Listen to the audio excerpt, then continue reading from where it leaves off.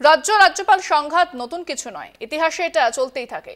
আর যখন কিছু করার থাকে না তখন সরকার রাজ্যপালের বিরুদ্ধে আওয়াজ তুলে টিআরপি নেওয়ার চেষ্টা করে। শাসক দলকে তোপ দিলীপ ঘোষের।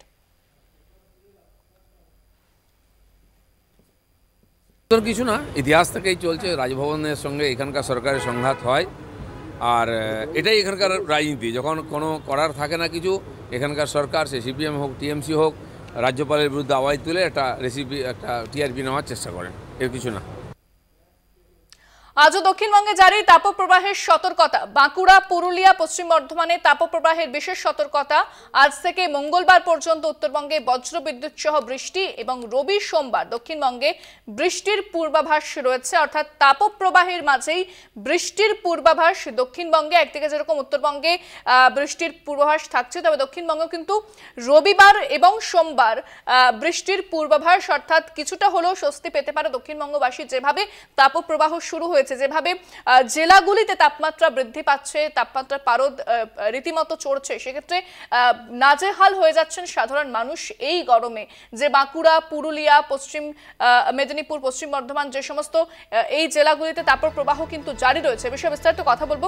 ফোনে রয়েছেন প্রতিনিধি শাশ্বতী রায়। শাশ্বতী, তাপপ্রবাহের মাঝেই বৃষ্টির পূর্বাভাস, কি বলছে হাওয়া অফিস? একেবারে ইন্দ্রাণী, এই শনিবার পর্যন্ত অর্থাৎ আজকে পর্যন্ত কিন্তু দক্ষিণবঙ্গের প্রত্যেকটি জেলাতেই জারি থাকবে তাপপ্রবাহ এবং সেরকমই সতর্কতা দিচ্ছে আলিপুর আবহাওয়া দপ্তর।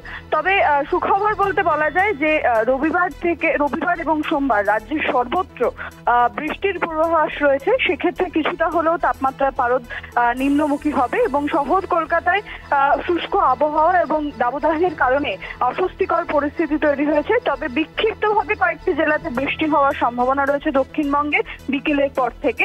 তবে উত্তরবঙ্গে একেবারে চিত্রটা একেবারে সম্পূর্ণভাবে আলাদা। সেক্ষেত্রে উত্তরবঙ্গের প্রত্যেকটি জেলাতেই ঝড় বৃষ্টির পূর্বাভাস রয়েছে এবং বজ্রবিদ্যুৎ সহ ঝোড়ো হাওয়া বইতে পারে, এমনই সতর্কতাও দিয়েছে আলিপুর আবহাওয়া দপ্তর। ধন্যবাদ শাশ্বতী। কথা বললাম প্রতিনিধি শাশ্বতী রায়ের সঙ্গে।